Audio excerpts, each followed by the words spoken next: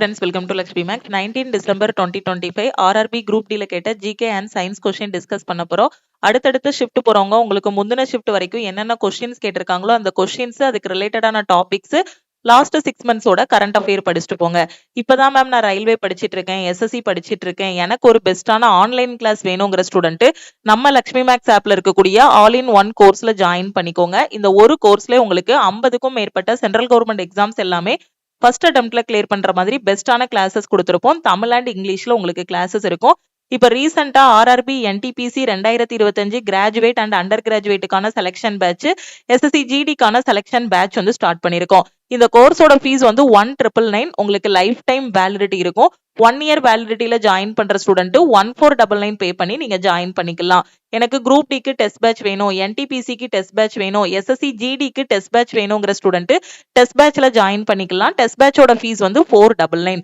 Current அஃபேருக்கான PDF கோர்ஸ்ல join பண்ற ஸ்டூடெண்ட்டும் 499 பே பண்ணி join பண்ணிக்கலாம். கிளாஸ் ஜாயின் பண்றதுக்கு இதுதான் டீமோட வாட்ஸ்அப் நம்பர். இந்த நம்பரை லக்ஷ்மி மேக்ஸன் சேவ் பண்ணிட்டு நீங்க ஆல் இன் ஒன் ஜாயின் பண்ணா I want all in one message பண்ணுங்க. கரண்ட் அஃபேர் அப்படின்னா ஐ வாண்ட் சிஎன் மெசேஜ் பண்ணுங்க. டெஸ்ட் அப்படின்னா ஐ வாண்ட் டெஸ்ட் மெசேஜ் பண்ணுங்க. நீங்க மெசேஜ் பண்ணதும் டீம்ல இருந்து கான்டாக்ட் பண்ணிட்டு ஜிபே நம்பர் இல்ல அக்கௌண்ட் நம்பர் கொடுப்பாங்க. அதுக்கு கோர்ஸோட ஃபீஸ் பே பண்ணிட்டு பேமெண்டோட ஸ்கிரீன்ஷாட் சென்ட் பண்ணீங்கன்னா பேக்எண்ட்ல இருந்து அக்சஸ் கொடுத்துருவாங்க. வேற எதுவும் எக்ஸாம் பத்தி டவுட் இருந்தாலும் இந்த நம்பருக்கே நீங்க வாட்ஸ்அப் பண்ணி கேட்டுக்கலாம். ஃபர்ஸ்ட் கொஸ்டின் பாருங்க. Which edition of Kelo India Youth Games took place 2025? So 2025ல நடந்தது எத்தனாவது எடிஷன் கேட்டிருக்காங்க. இந்த கேலோ இந்தியா யூத் கேம்ஸ் 2025ல நடந்துச்சு இல்லையா, இதோட எடிஷன் என்னன்னு கேட்டிருக்காங்க. 7th edition. ஓகேவா? சோ எங்க நடந்திருக்கு அப்படின்னா பீகார்ல நடந்திருக்கு 2024. ஓகேவா? சோ இதோட எடிஷன் பாத்தீங்கன்னா 6th எடிஷன். இது எங்க நடந்துச்சு அப்படின்னா தமிழ்நாட்டுல நடந்துச்சு. ஓகேவா? சோ 2025ல உள்ளது வந்து 7th எடிஷன். இது எங்க நடந்திருக்குன்னா பீகார்ல நடந்திருக்கு. 107வது நேஷனல் பார்க் எது? கொஸ்டின் ரிப்பீட் ஆயிருக்கு. ஓகேவா? இந்தியாவோட 107th national park designated Similipal national park எங்க இருக்கு அப்படின்னா ஒடிஷால இருக்கு. ஒடிஷால இருக்கக்கூடிய சிம்ப்ளிபால் தேசிய பூங்கா 107வது தேசிய பூங்காவாக அறிவிக்கப்பட்டுள்ளது. 2025ஆம் ஆண்டில் இந்தியாவின் 107வது தேசிய பூங்காவாக அறிவிக்கப்பட்ட பூங்கா எது அப்படின்னு பாத்தீங்கன்னா சிம்ப்ளிபால் தேசிய பூங்கா எங்க இருக்குன்னா ஒடிஷால இருக்கு. The forces that act against the motion of a rocket during its test or launch or dash. ஓகேவா? So drag and gravity. ஒரு ராக்கெட் சோதனை அல்லது ஏவுதலின் போது அதன் இயக்கத்திற்கு எதிராக செயல்படும் விசையை நாம என்ன சொல்லுவோம் அப்படின்னா இழுவை விசை மற்றும் ஈர்ப்பு விசை அப்படின்னு சொல்லுவோம். India's key mission for promoting renewable energy and achieving energy security is dash. National Green Hydrogen Mission. Symbol of sodium. சோடியத்தோட குறியீடு என்னன்னு கேட்டிருக்காங்க. Na. இதுதான் என்னது? சோடியத்தோட குறியீடு. Which state held general election for its legislative assembly November 2025? சட்டமன்றத்திற்கான பொது தேர்தலை November 2025 நடத்திய மாநிலம் எதுன்னு கேட்டிருக்காங்க. சோ எது? பீகார் மாநிலம். பீகார்ல தான் நடந்திருக்கு. Which cell is responsible for sensation? நம்மளோட அந்த உணர்வுகள் அது எல்லாத்துக்குமே எந்த செல் வந்து பொறுப்பு அப்படின்னு பாத்தீங்கன்னா நியூரான்கள். நியூரான்ஸ் தான் அதுக்கு responsible. What is the current repo rate on 6th June 2025? So அந்த ரெப்போ ரேட் வந்து மாறிக்கிட்டே இருக்கும். ஓகே, ரெப்போ ரேட் இது எல்லாமே எப்பவுமே என்ன பண்ணிட்டு இருப்பாங்க, மாத்திக்கிட்டே இருப்பாங்க ஆர்பிஐ. சோ அந்த ரெப்போ ரேட்டோட அப்டேட் வந்து பாத்துக்கோங்க. உங்களுக்கு கொஸ்டின் பேப்பர்ல எப்படி இருக்குன்னு பாத்துக்கோங்க. ஓகே, சோ 5 December 2025 இப்ப லேட்டஸ்டா உள்ள அப்டேட் பாத்தீங்கன்னா 5.25%. சப்போஸ் உங்களுக்கு 6 June 2025 நிலவரப்படி கேட்டிருந்தாங்க அப்படின்னா 5.50%. அதே இது ஏப்ரல் 2025 படி ரெப்போ ரேட் கேட்டிருக்காங்கன்னா ஓகே, ரெப்போ ரேட்னு வெறுமனே கொடுத்து உங்களுக்கு ஆப்ஷன்ல எப்படி கொடுத்திருப்பாங்க அப்படின்னா இங்க கொடுத்திருக்கிறதுல எந்த ஆப்ஷனோ அதை சூஸ் பண்ணுங்க. நான் கொடுத்திருக்க வேல்யூஸ்ல ஓகே, இல்ல ஸ்பெசிபிக்கா ஏப்ரல், அவங்க பெரும்பாலும் கொஸ்டின் கேட்கும்போது அந்த மந்தையும் சேர்த்து தான் மென்ஷன் பண்ணுவாங்க. ஏப்ரல் 2025 நிலவரப்படி ரெப்போ ரேட் என்ன அப்படின்னு கேட்டாங்கன்னா 6%. பிப்ரவரி 2025 நிலவரப்படி பாத்தீங்கன்னா ரெப்போ ரேட் வந்து 6.25%. ஜூன் 2025 படி பாத்தீங்கன்னா 5.50. டிசம்பர் இப்போ கரண்டா இப்ப இருக்கக்கூடிய இந்த இது படி பாத்தீங்க அப்படின்னா 5.25%. ஓகேவா? சோ உங்களுக்கு கொஸ்டின்ல எந்த மந்த் இது பண்ணிருக்காங்களோ அதப்படி நீங்க வந்து என்ன பண்ணணும், ஆப்ஷன் வந்து சூஸ் பண்ணணும். சோ டிசம்பர்னா 5.25. உங்களுக்கு எஸ்டர்டே எந்த மந்த் கொடுத்தாங்கன்னு தெரியல, மேபி ஏப்ரல் கேட்டிருப்பாங்கன்னு நினைக்கிறேன். ஏப்ரல் படி ரெப்போ ரேட் வந்து 6%. ஓகே, பிப்ரவரி படி பாத்தீங்கன்னா 6.25, ஜூன் படி 5.5, டிசம்பர் வந்து 5.25. Which of the following not present in washing soda? Okay, so question வந்து இதுதான். வாஷிங் சோடால எந்த இது வந்து இல்ல அப்படின்னு கேட்டிருக்காங்க. வாஷிங் சோடாவோட ஃபார்முலா வந்து நமக்கு தெரியும். Chemical formula Na2CO3 sodium carbonate. உங்களுக்கு ஆப்ஷன்ல என்னெல்லாம் கொடுத்திருப்பாங்க அப்படின்னு பாத்தீங்கன்னா sodium, carbon, oxygen, option D வந்து சல்ஃபர் கொடுத்திருக்காங்கன்னு வச்சுக்கோங்க. ஓகே, கொஸ்டின் வந்து இதுதான். Which of the following not present in washing soda, இதுதான் கொஸ்டின். நமக்கு வாஷிங் சோடாவுக்கான வாய்ப்பாடு தெரியும், Na2CO3. ஆப்ஷன்ல பாத்தீங்கன்னா சோடியம், கார்பன், ஆக்சிஜன், சல்ஃபர் கொடுத்திருக்காங்க அப்படின்னா சோடியம் இருக்கு வாஷிங் சோடால, கார்பன் இருக்கு, ஆக்சிஜன் இருக்கு. அப்ப எது இல்ல? சல்ஃபர் இல்ல. அப்ப இதுதான் நீங்க ஆன்சரா சூஸ் பண்ணிருக்கணும். இது வந்து ஆப்ஷனை பொறுத்து நீங்க வந்து சூஸ் பண்ணிருக்கணும். இந்த சோடியம், கார்பன், இந்த ஆக்சிஜன் இது இல்லாம வேற ஏதாவது கொடுத்திருக்காங்க அப்படின்னா அதை தான் நீங்க என்ன பண்ணிருக்கணும்? ஆன்சரா சூஸ் பண்ணிருக்கணும். The authors of Lords of Earth and Sea. Okay, so இந்த புத்தகத்தின் ஆசிரியர் யாருன்னு கேட்டிருக்காங்க. Anirudh Kanisetty. Okay, Laureus world sports award 2025 were held in dash. 2025 ஆண்டிற்கான லாரியஸ் உலக விளையாட்டு விருதுகள் எங்கு நடைபெற்றதுன்னு கேட்டிருக்காங்க. மேட்ரிட், ஸ்பெயின்ல நடந்திருக்கு. The diameter of a reflecting surface of a spherical mirror is known as dash. என்ன? அப்பர்ச்சர். ஓகே, ஒரு கோள கண்ணாடியின் பிரதிபலிக்கும் மேற்பரப்பின் விட்டத்தை நாம என்ன சொல்லுவோம்? துளை அப்படின்னு சொல்லுவோம். Which colour code is correct for domestic wiring? இது வந்து நம்ம டெஸ்ட் பேட்ச்ல கொடுத்திருக்கோம். இந்த கொஸ்டின் வந்து டெஸ்ட் பேட்ச்ல இந்த மாதிரி உங்களுக்கு நாம கொடுத்திருந்தோம். எக்ஸாம்ல பாத்தீங்க அப்படின்னா லைவ் ஒயரோட கலர் என்ன? நம்ம வீட்டுல இருக்கக்கூடிய அந்த ஒயர் எடுத்து பாத்தீங்கன்னா 3 கலர்ல இருக்கும். வீட்டு வயரிங் செய்வதற்கு எந்த வண்ண குறியீடு சரியானது அப்படின்னு பாத்தீங்கன்னா லைவ் ஒயர் வந்து ரெட் கலர்ல இருக்கும். நியூட்ரல் ஒயர் பாத்தீங்க அப்படின்னா பிளாக் கலர்ல இருக்கும். எர்த் ஒயர் பாத்தீங்க அப்படின்னா கிரீன் கலர்ல இருக்கும். உங்களுக்கு எக்ஸாம்ல எஸ்டர்டே வந்து லைவ் ஒயரோட கலர் என்னன்னு கேட்டிருக்காங்க. லைவ் ஒயர் பாத்தீங்க அப்படின்னா red colour. Okay, so neutral அப்படின்னா கருப்பா இருக்கும். கிரவுண்டுக்கு போறது வந்து பாத்தீங்கன்னா பச்சை கலர்ல இருக்கும். ஓகேவா? சோ 3 கலர்ல எதுனாலும் கேட்கலாம் அடுத்தடுத்த ஷிப்ட்ல. நீங்க எல்லாமே படிச்சுக்கோங்க. நம்ம டெஸ்ட் பேட்ச்ல உங்களுக்கு இந்த மாதிரி கொடுத்திருந்தோம் question. Which city is the venue of World Para Athletic Championship 2025? நம்ம கரண்ட் அஃபேர்ல டிஸ்கஸ் பண்ணதான். உலக பாரா தடகள சாம்பியன்ஷிப் 2025 நடைபெறும் நகரம் எதுன்னு கேட்டிருக்காங்க. நியூ டெல்லி. ஓகே, எந்த ஸ்டேடியம்னா JLN stadium, Jawaharlal Nehru stadium. Mass வந்து பாத்தீங்க அப்படின்னா 20 gram. Okay, 20 kilogram. Okay, 20 kg. Velocity வந்து 2 மீட்டர் பெர் செகண்ட்ல இருந்து 5 மீட்டர் பெர் செகண்டா மாறுது அப்படின்னா ஒர்க் டன் என்ன அப்படின்னு கேட்டிருக்காங்க. ஓகே, சோ ஒரு பொருளோட மாஸ் பாத்தீங்க அப்படின்னா 20 kg. ஓகே, அதோட வெலாசிட்டி பாத்தீங்க அப்படின்னா இனிஷியல் வெலாசிட்டி VIன்னு வச்சுக்கலாம். அது எப்படி இருக்கு அப்படின்னு பாத்தீங்கன்னா 2 மீட்டர் பெர் செகண்டா இருக்கு. ஃபைனல் வெலாசிட்டி பாத்தீங்கன்னா 5 மீட்டர் பெர் செகண்டா இருக்கு. அப்ப இங்க வந்து ஒர்க் டன் என்னங்கிறத நாம வந்து கண்டுபிடிக்கணும். ஓகே, சோ இங்க ஒர்க் டன் தான் நம்ம கண்டுபிடிக்கணும். அப்போ ஒர்க் டன் வந்து நமக்கு என்ன வரும் அப்படின்னா final kinetic energy minus initial kinetic energy. ஓகேவா? சோ இப்போ இனிஷியலா பாத்தீங்க அப்படின்னா நமக்கு கைனடிக் எனர்ஜி வந்து என்ன வரும்? சோ அப்போ நமக்கு இனிஷியல் கைனடிக் எனர்ஜி என்ன வரும்? ½ into mv² இருக்குமா? அப்போ என்ன வரும்? ½ into அதோட நிறை எவ்வளவு? 20. இனிஷியலா திசைவேகம் எவ்வளவு? 2 மீட்டர் பெர் செகண்ட். அப்ப 2 into 2 கொடுத்துடலாமா? அப்ப இது ரெண்டும் கேன்சல் ஆகிரும். அப்ப ஆன்சர் என்ன வரும்? 40 ஜூல்னு இருக்கும். ஓகே, இப்போ ஃபைனலா கைனடிக் எனர்ஜி பார்க்கணும். அப்ப KF equal to நமக்கு என்ன கிடைக்கும்? KF equal to ½ into அதே இங்க வந்து இனிஷியல் வெலாசிட்டி போடணும், இங்க வந்து ஃபைனல் வெலாசிட்டி போடணும், அவ்வளவுதான். m into VF². புக்ல பாத்தீங்கன்னா எப்படி கொடுத்திருப்பாங்க அப்படின்னா ½ into இந்த ½ m வந்து பொதுவா எடுத்துருவாங்க. எடுத்துட்டு VF² minus VI² டைரக்டா ஃபார்முலா கொடுத்திருப்பாங்க. ஓகே, சோ இனிஷியல் வெலாசிட்டி இருக்கு இல்லையா? சோ அதை வச்சு நாம கைனடிக் எனர்ஜி கண்டுபிடிக்கணும். அதுக்கப்புறம் ஃபைனல் வெலாசிட்டி இருக்கு இல்லையா? அதையும் வச்சு கைனடிக் எனர்ஜி கண்டுபிடிக்கணும். ரெண்டுக்கும் டிஃபரன்ஸ் எடுத்தோம் அப்படின்னா நமக்கு டோட்டலா ஒர்க் டன் என்னங்கிறது தெரிஞ்சிரும். இந்த 2 மீட்டர் பெர் செகண்ட்ல இருந்து இந்த 5 மீட்டர் பெர் செகண்டுக்கு மாறும்போது ஒர்க் டன் என்னன்னு கிடைச்சிரும். அதை டைரக்டாவே எப்படி எழுதிரலாம்னா நமக்கு கைனடிக் எனர்ஜிக்கான ஃபார்முலா ½ into mv² தெரியும். இங்க 2 திசைவேகம் இருக்கா? அப்ப நாம ½ into m into VF² minus ½ into m into VI² கண்டுபிடிக்கணும். ஓகே, இது ரெண்டுல இருந்தும் பொதுவா ½ m பொதுவா எடுத்துட்டோம் அப்படின்னா VF² minus VI². இதுல சப்ஸ்டியூட் பண்ணீங்க அப்படின்னா உங்களுக்கு குயிக்கா ஆன்சர் வந்துரும். எப்படினாலும் கண்டுபிடிக்கலாம். ஃபர்ஸ்ட் இனிஷியலா எவ்வளவு கைனடிக் எனர்ஜி, எவ்வளவு ஆற்றல் உருவாகுது, அதே மாதிரி ஃபைனலா எவ்வளவு ஆற்றல் உருவாகுது. சோ ஆற்றலும் வேலை என்ன? ஆற்றல்னா என்னது? வேலை செய்யப்படும் விதம். அததான் நாம என்ன சொல்லுவோம்? ஆற்றல் அப்படின்னு சொல்லுவோம். இப்ப KF வந்து உங்களுக்கு என்ன கிடைக்கும்? ½ into m வந்து 20 தெரியும். VF வந்து என்ன தெரியும்? 5 தெரியும். 5 into 5 போட்டுறலாம். சோ 1 2 10 2 20. சோ நமக்கு என்ன கிடைக்கும்? 250 ஜூல்னு கிடைக்கும். ஓகே, அப்ப இனிஷியலா எவ்வளவு கிடைச்சது? 40. ஃபைனலா என்ன கிடைச்சிருக்கு? 250. அப்போ ஃபைனல் மைனஸ் இனிஷியல் உங்களுக்கு ஆன்சர் என்ன வரும்?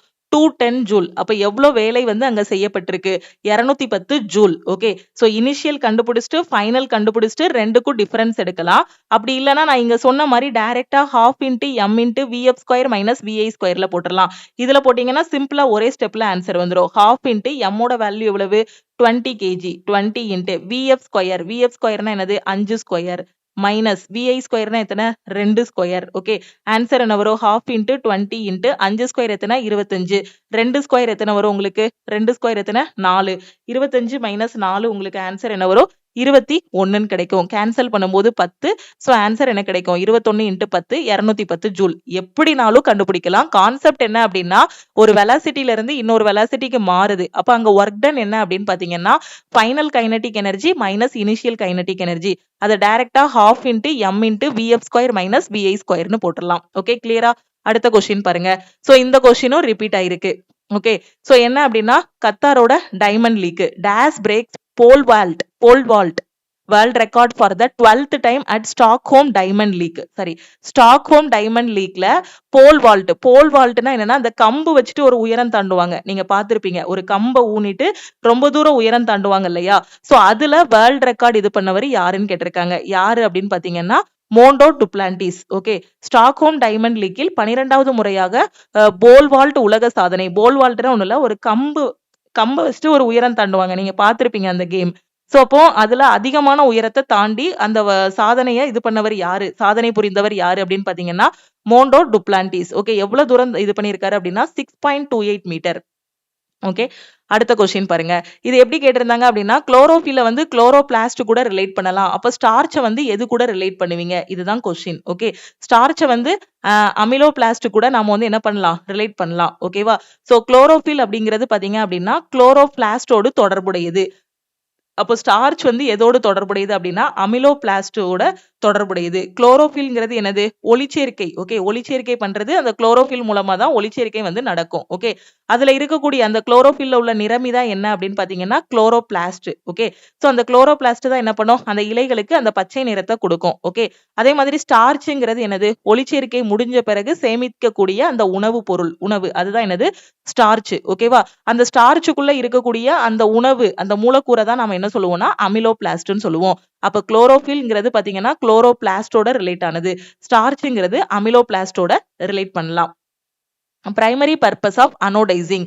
கொஸ்டின் ரிப்பீட் ஆயிருக்கு. அனோடைசிங் எதுக்காக பண்ணணும் அப்படின்னா உலோகங்கள் இருக்கு இல்லையா, அதோட மேற்பரப்புல அரிப்பு எதுவுமே ஏற்படாம இருக்கிறதுக்காக ஒரு ஆக்சைடு அடுக்க உருவாக்குறது தான் என்னது? Anodising. Okay. Primary purpose of anodising. அனோடைசிங்னா என்னன்னா create a durable corrosion resistant. ஓகேவா?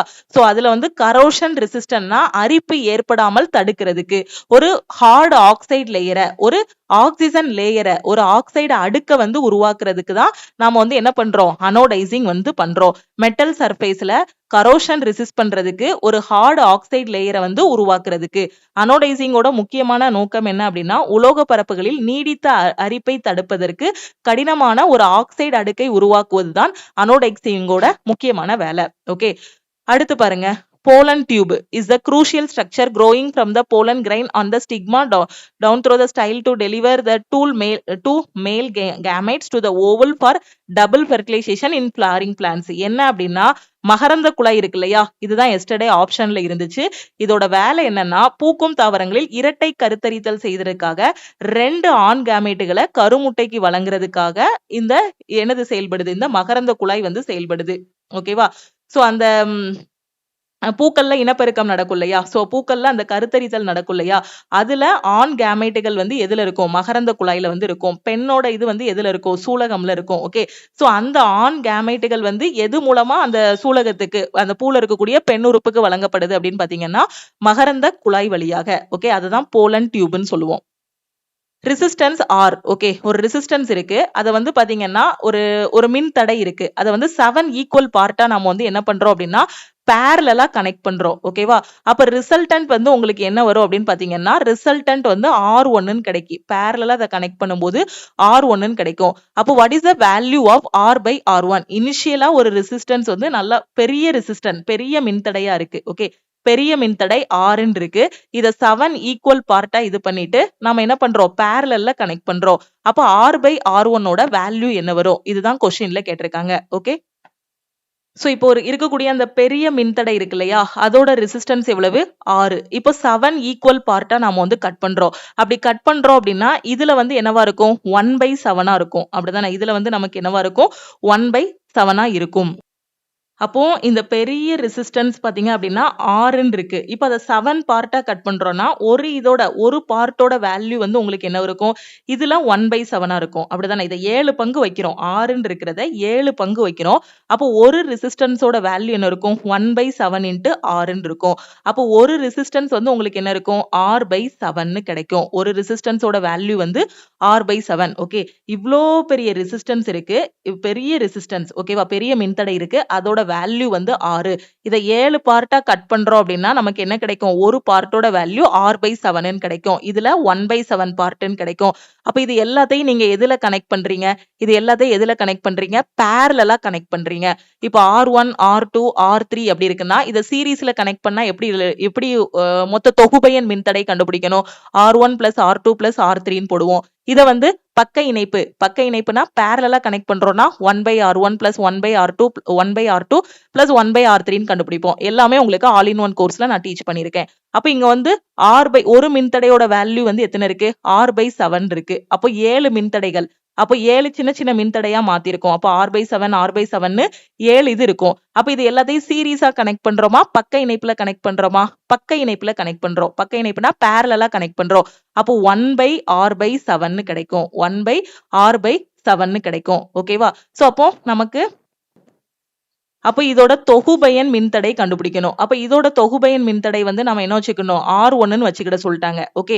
அப்ப தொகுபயன் மின்தடை என்ன வரும்? பேரலலா இருந்துச்சுன்னா 1/R1 = 1/R/7 + 1/R/7 + 1 எத்தனை போடணும்? 7 இருக்கு. 1/R/7 7 இது போட்டுருவோம். ஓகே. எனக்கு இடம் இல்ல. அதனால நான் 7 இது எழுதினாலும் காட்டிடுறேன். 1/R/7 + 1/R/7 எத்தனை போட்டிருக்கோம்? 6. சோ மொத்தம் 7 போட்டாச்சு. அப்ப இத வந்து நம்ம என்ன பண்ணலாம்? ஒரு பின்னத்துக்கு கீழ இன்னொரு பின்னம் இருக்கு. இந்த 7 மேல போயிரும். அப்போ 1/R1 = உங்களுக்கு 7/R + 7/R. இது உங்களுக்கு புரியணுங்கிறதுக்காக தான் இந்த மாதிரி எழுதி காட்டியிருக்கேன். எக்ஸாம்ல டைரக்டாவே நீங்க மைண்ட்ல என்ன பண்ணிரலாம்? 7/R 7/Rன்னு போட்டு 49/Rன்னு போட்டுறலாம். ஓகே. சோ பேரலல்னா என்ன பண்ணுவோம்? 1/R1 + 1/R2 + 1/R3ன்னு போடுவோமா? இங்க 1/R1 R1ஓட மதிப்பு R/7. அதனால 1/R/7ன்னு போட்டிருக்கோம். தெளிவா புரிஞ்சிருக்கும்னு நினைக்கிறேன். இந்த 7 வந்து மேல போயிரும். ஏன்னா ஒரு பின்னத்துக்கு கீழ இன்னொரு பின்னம் இருக்குன்னா ஃபர்ஸ்ட் பின்னத்தை அப்படியே எழுதிட்டு வகுத்தல பெருக்கலா மாத்திட்டு ரெண்டாவது பின்னத்தை தலைகீழ போடணும். இது எல்லாமே basics. Okay. 7/R + 7/R + 7/R + 7/Rன்னு எத்தனை கிடைக்கும்? 2 3 5 7 வந்துருதா எப்படி? 3 5 6 சோ 7 இது இருக்கும். ஓகே. சோ இப்போ நமக்கு தொகுபயன் மின்தடை என்ன கிடைக்கும்? 1/R1 = 7 + 7 + 7ன்னு 7 டைம் கூட்டணும்னா என்ன வரும்? 7 7s are 49 49/Rன்னு கிடைக்கும். அப்போ 1/R1ஓட வேல்யூ வந்து 49/6. அப்ப R1ஓட வேல்யூ என்ன கிடைக்கும்? R/49ன்னு கிடைக்கும். அப்ப R/49ன்னு R1ஓட வேல்யூ வந்து கிடைச்சிருது. ஓகே. சோ இப்போ क्वेश्चनல நமக்கு என்ன கேட்டிருக்காங்க? R/R1ஓட வேல்யூ என்னன்னு கேட்டிருக்காங்க. அப்ப R/R1ஓட வேல்யூ என்ன கிடைக்கும்? R/R1ஓட வேல்யூ என்ன கிடைக்கும்? R/49. So R/49. அப்போ ஒரு பின்னம் இருக்கு. அதுக்கு கீழ இன்னொரு பின்னம் இருக்கு. அப்போ ஒரு பின்னத்துக்கு கீழ இன்னொரு பின்னம் இருக்கு அப்படின்னா நம்ம என்ன பண்ணணும்? ஃபர்ஸ்ட் பின்னத்தை R/1ன்னு எழுதிட்டு வகுத்தல பெருக்கலா மாத்திட்டு ரெண்டாவது பின்னத்தை தலைகீழ போட்டா 49/Rன்னு கிடைக்கும். அப்போ உங்களுக்கு ஓவரால் ஆன்சர் என்ன வரும்? 49ன்னு கிடைக்கும். ரொம்ப சிம்பிளான கொஸ்டின் தான். ஃபர்ஸ்ட் இவ்ளோ பெரிய ரெசிஸ்டர் இருக்கா? அத வந்து கட் பண்றீங்க. கட் பண்ணும்போது 7 பார்ட்டா இருக்கும். அத சீரிஸ்ல கனெக்ட் பண்றீங்களா இல்ல பேரலலா கனெக்ட் பண்றீங்களாங்கிறது தான் matter.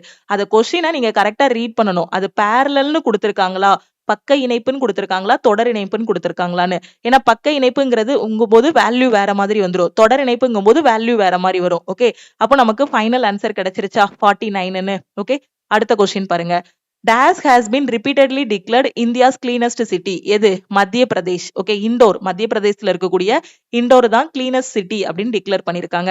2 newest countries to join New Development Bank. NDB-ல ரீசெண்டா ஜாயின் பண்ண 2 கண்ட்ரியோட நேம் என்னன்னு கேட்டிருக்காங்க. Colombia and Uzbekistan. 17th BRICS Summit was held in Rio de Janeiro, Brazil. 17வது பிரிக்ஸ் உச்சி மாநாடு எங்க நடைபெற்றது அப்படின்னா Rio de Janeiro, Brazil. Which state has become first in India to join Cruise Bharat mission? இந்தியாவின் எந்த மாநிலம் முதலில் க்ரூஸ் பாரத் மிஷனில் இணைந்துள்ளது? எது அப்படின்னு பாத்தீங்கன்னா குஜராத். சீட்டா, அதாவது comprehensive economic and trade agreement is a major free trade deal signed between. இந்த சீட்டா வந்து எந்த 2 நாடுகளுக்கு இடையில கையெழுத்தாகி இருக்கு? இல்லனா இந்தியா வந்து எந்த கண்ட்ரி கூட comprehensive economic and trade agreement கூட கையெழுத்திட்டு இருக்கு அப்படின்னு பாத்தீங்கன்னா யூகே கூட. ஓகே, சோ சீட்டாங்கிறது விரிவான பொருளாதார மற்றும் வர்த்தக ஒப்பந்தம். யாருக்கு இடையில கையெழுத்தாயிருக்கு அப்படின்னா இந்தியாவிற்கும் யுனைடெட் கிங்டம் யூகேக்கும் இடையில கையெழுத்தாகிருக்கு. Okay, India's national black day எப்போன்னு கேட்டிருக்காங்க. July 22. First woman fighter pilot of the Indian navy is யாரு? ஆஸ்தா புனியா. கொஸ்டின் ரிப்பீட் ஆயிருக்கு. PM's visit to UK and Maldives. Okay, UK and Maldives. இல்ல கொஸ்டின் எப்படி கேட்டிருப்பாங்கன்னா ஜூலை 23 இருந்து 26 வரைக்கும் பிரைம் மினிஸ்டர் மோடி வந்து எங்க போனாரு அப்படிங்கிற மாதிரி கொஸ்டின் கேட்டிருப்பாங்க. யூகே அண்ட் மாலத்தீவ்ஸ்க்கு பயணம் பண்ணியிருக்காரு. Okay, 14th edition of India Singapore joint military exercise என்னது? போல்டு குருஷேத்ரா. ஓகே, எங்க நடந்துச்சு அப்படின்னா ராஜஸ்தான்ல நடந்திருக்கு. போல்டு குருஷேத்ரா எத்தனாவது எடிஷன்ங்கிற மாதிரி உங்களுக்கு கொஸ்டின் கேட்டிருக்கலாம். இல்ல எந்த 2 நாடுகளுக்கு இடையிலான மிலிட்டரி எக்ஸசைஸ் கேட்டிருக்கலாம். இந்தியாவுக்கும் சிங்கப்பூருக்கு இடையில எத்தனாவது எடிஷன்னா 14th எடிஷன். எங்க நடந்திருக்கு அப்படின்னா ஜோத்பூர் ராஜஸ்தான்ல நடந்திருக்கு. இந்தியாவுக்கும் சிங்கப்பூருக்கும் இடையான கூட்டு ராணுவ பயிற்சி தான் எது அப்படின்னா இந்த போல்டு குருஷேத்ரா. ஜோத்பூர் ராஜஸ்தான்ல நடந்திருக்கு. இது எத்தனாவது எடிஷன் அப்படின்னா 14வது edition. International solar alliance 7th international solar alliance regional committee meeting of for Asia and the Pacific was successfully held in 7th ISA meeting எங்க நடந்துச்சுங்கிறது கொஸ்டின் கேட்டிருக்காங்க. கொலம்போ அண்ட் ஸ்ரீலங்கா. கொலம்போ ஸ்ரீலங்கால நடந்திருக்கு. ஸ்ரீலங்கால இருக்கக்கூடிய கொலம்போல நடந்திருக்கு. 7th ISA மீட்டிங் எங்க நடந்திருக்குன்னா கொலம்போ. ஓகே, சோ அடுத்து எந்த கண்ட்ரில 16 வயசுக்கு கீழே இருக்க குழந்தைகள் வந்து யூடியூப் அக்கௌண்ட் வந்து ஓபன் பண்ணக்கூடாதுன்னு சொல்லியிருக்காங்க. அந்த குழந்தைகளை வந்து இந்த ஆன்லைன் ஹார்ம்ஸ், சைபர் புல்லிங் அதுல இருந்தெல்லாம் பாதுகாக்கிறதுக்காக எந்த கண்ட்ரில அந்த மாதிரி ஒரு ரூல் கொண்டு வந்திருக்காங்க அப்படின்னா ஆஸ்திரேலியால. Australia is the country that recently banned children under 16 from creating accounts on major social media platforms YouTube as part of world first law taking effect in December 2025 to protect kids from online harms like cyber bullying and harmful content. Okay, so இந்தியாவுல இந்த மாதிரி கொண்டு வந்தா நல்லா இருக்கும். நிறைய பேர் ஆன்லைன்ல டைம் வேஸ்ட் பண்ணிட்டு இருக்காங்க. சோ ஆஸ்திரேலியால பாத்தீங்கன்னா 16 வயசுக்கு கீழே இருக்க குழந்தைகள் வந்து பெரிய பெரிய அந்த சோசியல் மீடியாஸ்ல எல்லாம் என்ன பண்ணக்கூடாது, அக்கௌண்ட் கிரியேட் பண்ணக்கூடாது அப்படிங்கிற மாதிரி ஒரு தடை கொண்டு வந்திருக்காங்க. 14th ஏசியன் சமிட் எங்க நடந்திருக்குன்னு கேட்டிருக்காங்க. மலேசியா. ஓகே, சோ கோலாலம்பூர்ல நடந்திருக்கு. கோலாலம்பூர் மலேசியால நடந்திருக்கு. நியூ செக்ரட்டரி ஆஃப் ரா, அதாவது ரிசர்ச் அனாலிசிஸ் விங்கோட நியூ செக்ரட்டரி யாருன்னு கேட்டிருக்காங்க. பரக் ஜெயின். இன்டர்நேஷனல் யோகா டே 11th இன்டர்நேஷனல் யோகா டே. இப்ப 2025 நடந்த அந்த யோகா டே வந்து 11th இன்டர்நேஷனல் யோகா டே. அதோட தீம் என்னன்னு கேட்டிருக்காங்க. Yoga for 1 earth 1 health. So அடுத்து ஐசிசி வேர்ல்டு டெஸ்ட் சாம்பியன்ஷிப்ல இருந்து கொஸ்டின் கேட்டிருக்காங்க. So ICC world test championship வந்து யாருக்கு இடையில நடந்துச்சு அப்படின்னா ஆஸ்திரேலியாவுக்கும் சவுத் ஆப்பிரிக்காவுக்கும் இடையில நடந்துச்சு. அதுல யாரு வின் பண்ணிருக்காங்க அப்படின்னு பாத்தீங்கன்னா சவுத் ஆப்பிரிக்கா வந்து வின் பண்ணிருக்காங்க. ஆஸ்திரேலியாவை வந்து 5 விக்கெட்ல வந்து தோக்கடிச்சிருக்காங்க. Okay, ICC world test championship வந்து யாருக்கு இடையில நடந்துச்சு? ஆஸ்திரேலியாவுக்கும் சவுத் ஆப்பிரிக்காவுக்கும் இடையில. யாரு வின்னர் அப்படின்னா சவுத் ஆப்பிரிக்கா. ரன்னர் யாரு அப்படின்னா ஆஸ்திரேலியா. அடுத்த கொஸ்டின், அரலம் வைல்ட் லைஃப் சென்ச்சுரி எங்க இருக்குன்னு கேட்டிருக்காங்க. எங்க இருக்கு? கேரளால இருக்கு. ஓகே, அடுத்து சக்தி எக்ஸசைஸ். இது யாருக்கு இடையில உள்ள மிலிட்டரி எக்ஸசைஸ் அப்படின்னு பாத்தீங்கன்னா இந்தியாவுக்கும் பிரான்ஸுக்கும் இடையில இருக்கக்கூடிய மிலிட்டரி எக்ஸசைஸ். 2025 நடந்த இந்த சக்தி எக்ஸசைஸ் எத்தனாவது பதிப்பு, எத்தனாவது எடிஷன் அப்படின்னு பாத்தீங்கன்னா 8th எடிஷன். சக்தி 2025ங்கிறது இந்தியாவிற்கும் பிரான்ஸுக்கும் இடையிலான ராணுவ பயிற்சி. இப்போ 2025 உள்ளது எத்தனாவது பதிப்பு அப்படின்னா 8வது பதிப்பு. தாலிக்கி வந்தனம் கொஸ்டின் ரிப்பீட் ஆயிருக்கு. இது எந்த ஸ்டேட்ல கொண்டு வந்திருக்காங்க? ஸ்கூல் ஸ்டூடெண்ட்டுக்கு ஸ்காலர்ஷிப் கொடுக்கறதுக்காக எந்த ஸ்டேட்ல கொண்டு வந்திருக்காங்க அப்படின்னா தலிஹி வந்தனம். ஓகே, தலிஹி வந்தனம் வந்து ஆந்திர பிரதேசத்துல கொண்டு வந்திருக்காங்க. எதுக்காகனா ஸ்கூல் ஸ்டூடெண்ட்ஸுக்கு ஸ்காலர்ஷிப் கொடுக்கறதுக்கு.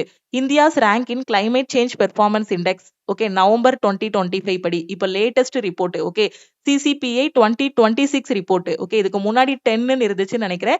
இப்போ 23rd பிளேஸ் ஆகிருச்சு. ஓகேவா? சோ கரெக்டா பாத்துக்கோங்க. எந்த ரிப்போர்ட் 25 26ங்கிறத பாத்துக்கோங்க.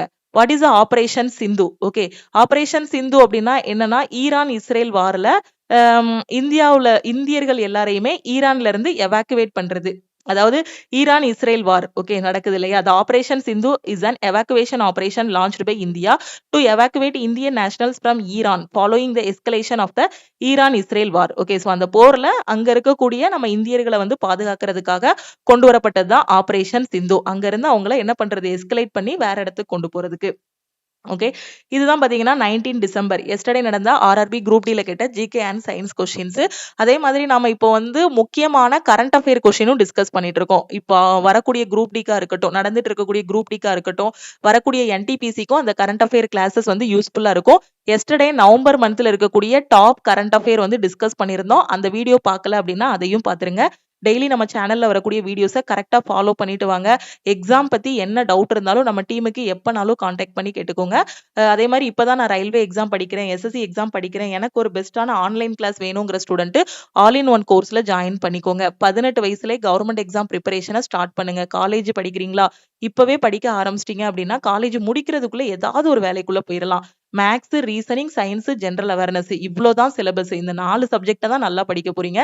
டெய்லி பேசிஸ்ல கரண்ட் அஃபேர் படிக்கணும். இதை உட்கார்ந்து நல்லா தரவா படிச்சிட்டீங்கன்னா ஒரு 6 மாசத்துல கவர்மெண்ட் எக்ஸாம் வந்து என்ன பண்ணிடலாம், கிளியர் பண்ணிடலாம். ஸோ கூலா காமா உட்காந்து படிங்க. எந்த எக்ஸாம்னாலும் உங்களால ஃபர்ஸ்ட் அட்டெம்ப்ட்ல கிளியர் பண்ண முடியும். இப்போ வந்திருக்க என்டிபிசி அப்ளை பண்ணிருக்கேன் மேம், எஸ்எஸ்சி எக்ஸாம் எழுதிட்டு இருக்கேன், எஸ்எஸ்சி ஜிடிக்கும் அப்ளை பண்ணிருக்கேன், எனக்கு கிளாஸஸ் டெஸ்ட் பேட்ச் வேணுங்கிற ஸ்டூடெண்ட் லக்ஷ்மி மேக்ஸ் ஆப்ல இருக்கக்கூடிய கிளாஸஸ்ல ஜாயின் பண்ணிக்கோங்க. கிளாஸ் ஜாயின் பண்றதுக்கு இதுதான் டீமோட வாட்ஸ்அப் நம்பர். இந்த நம்பரை உங்க போன்ல லக்ஷ்மி மேக்ஸ்ன்னு சேவ் பண்ணிக்கோங்க. நான் வந்து எல்லா சென்ட்ரல் கவர்மெண்ட் எக்ஸாமும் அப்ளை பண்ணிருக்கேன், ரயில்வே எழுத போறேன், எஸ்எஸ்சி எழுத போறேன், பேங்கிங் எழுத போறேங்கிற ஸ்டூடெண்ட் டைரக்டா நம்ம ஆல் இன் ஒன் கோர்ஸ்ல ஜாயின் பண்ணிக்கோங்க. இந்த கோர்ஸோட ஃபீஸ் வந்து நான் கிளாஸோட ஸ்டார்டிங்லேயே சொல்லிட்டேன், 1,999. ஒரு டைம் 1,999 பே பண்ணிட்டீங்க அப்படின்னா உங்களுக்கு லைஃப் டைம் அக்சஸ் இருக்கும். 1 இயருக்கு மட்டும் எனக்கு கிளாஸ் போதுங்கிற ஸ்டூடெண்ட் 1,499 பே பண்ணி ஜாயின் பண்ணிக்கலாம். எஸ்எஸ்சி ஜிடிக்கான டெஸ்ட் பேட்ச், ஆர்ஆர்பி குரூப் டிக்கான டெஸ்ட் பேட்ச், என்டிபிசிக்கான டெஸ்ட் பேட்ச்ல ஜாயின் பண்றீங்க அப்படின்னா 499 பே பண்ணி ஜாயின் பண்ணிக்கலாம். கரண்ட் அஃபேர்ல இருந்தா இப்ப எக்ஸாம்ல எல்லாம் மெஜாரிட்டியான கொஸ்டின்ஸ் கேக்குறாங்க. டெய்லி பேசிஸ்ல அப்கமிங் எக்ஸாமுக்கு நான் கரண்ட் அஃபேர் படிக்கணுங்கிற ஸ்டூடெண்ட் நம்ம சிஏ பிடிஎஃப் கோர்ஸ்ல ஜாயின் பண்ணிக்கோங்க. நம்ம கொடுத்திருந்த கரண்ட் அஃபேர்ல இருந்து நிறைய கொஸ்டின் வந்து ரிப்பீட் ஆயிருந்துச்சு. அதை பல்கா ஒரு 6 மாச கரண்ட் அஃபேரை ஒரே நாள்ல உட்காந்து படிக்கணும் அப்படின்னு நினைக்கும் போது தான் கரண்ட் அஃபேர் கஷ்டமா இருக்கு. டெய்லி படிச்சிட்டீங்கன்னா ஒரு 10ல இருந்து 20 கொஸ்டின் தான் இருக்கும். ஓகேவா? சோ சிஏ பிடிஎஃப் கோர்ஸ்ல 1399 பே பண்ணிட்டீங்க அப்படின்னா உங்களுக்கு 499 பே பண்ணிட்டீங்க அப்படின்னா உங்களுக்கு லைஃப் டைம் வேலிடிட்டி இருக்கும். வேற எதுவும் டவுட் இருக்குன்னா இந்த நம்பருக்கு வாட்ஸ்அப் பண்ணி கேட்டுக்கோங்க. எந்த கோர்ஸ் ஜாயின் பண்ணாலும் இந்த நம்பருக்கே வாட்ஸ்அப்ல மெசேஜ் பண்ணுங்க. நம்ம லக்ஷ்மி மேக்ஸோட டெலிகிராம் சேனல் அண்ட் குரூப்ல ஜாயின் பண்ணல அப்படின்னா டெலிகிராம் சேனல் அண்ட் குரூப்லயும் ஜாயின் பண்ணிக்கோங்க. இன்ஸ்டாகிராம்லயும் லக்ஷ்மி மேக்ஸை ஃபாலோ பண்ணிக்கோங்க. திருப்பியும் நம்ம வந்து நெக்ஸ்ட் கிளாஸ்ல மீட் பண்ணலாம். இந்த அனாலிசிஸோட பிடிஎஃப் எல்லாமே லக்ஷ்மி மேக்ஸ் ஆப்ல ஃப்ரீ மெட்டீரியல்ல உங்களுக்கு நான் ப்ரொவைட் பண்ணியிருக்கேன். அதுல இருந்து இந்த பிடிஎஃப் எல்லாமே நீங்க டவுன்லோட் பண்ணிக்கலாம். தேங்க்யூ.